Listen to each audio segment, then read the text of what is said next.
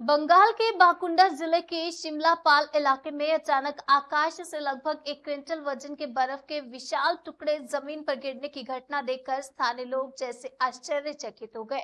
पहले तो लोगों ने सोचा कि कहानी आकाश से एलियन के आने की कहानी जैसे, हकीकत में तो सच नहीं हो रही। किंतु बाद में जब घटनास्थल के पास प्रत्यक्षदर्शियों ने जाकर देखा तो विशाल आकृति के वर्ग के टुकड़े टुकड़े में होकर वहां पड़े हैं। एक प्रत्यक्षदर्शी के अनुसार इस विशाल बर्फ के टुकड़े के गिरने पर बम के फटने जैसी आवाज हुई। এখানে একটু বিকট আওয়াজ হলো। তারপরে আমরা সামনে যেয়ে দেখলাম একটা বিখ্যাত বরফের গোলা পড়ে আছে এটা কি কোথা থেকে পড়লো আপনার? আকাশ থেকে।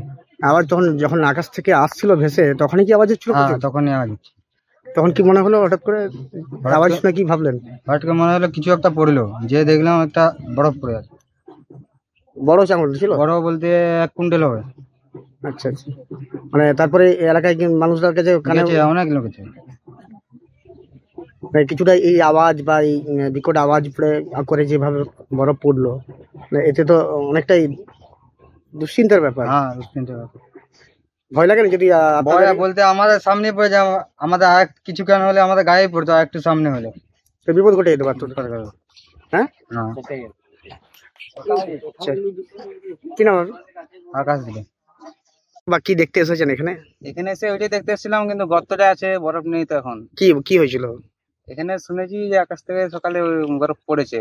কটার সময়? 11টার দিক দিয়ে নাকি? হ্যাঁ, ওই 10টা 11টার দিকে পড়েছে, কিন্তু আচ্ছা। এখন দেখছি সেটা আর নেই, গর্তটা আছে। প্রথমে একজন ছিল এখানে, তার চাষি করছিল, চাষ করছিল, ও দেখে গেছে। বিকট আওয়াজ হয়েছে না? হ্যাঁ, অনেক আওয়াজ হয়েছিল, আরো ছিল, অনেক লোক ছিল সামনে। বরফের সাইজ কত বড় হবে তাও? সাইজ বড় হবে, ভেঙে গুঁড়ো হয়ে গেছিল তো, আচ্ছা, সেই জন্য বুঝে যায়। দেশে তোমরা কি দেখলে এখন? এসে এখন ওই গর্তটি আছে, আর সেরকম কিছুই নেই, বরফটা গুলা হয়ে গেছে। কৌতূহল লাগছে কিভাবে পড়লো না পড়লো, কৌতূহল লাগছে নাকি? হ্যাঁ, কৌতূহল লাগছে, যে এরকম জায়গায় বরফ পড়া মানে তো কঠিন ব্যাপার। কি নাম? হ্যাঁ? কি নাম? আকাশ রায়।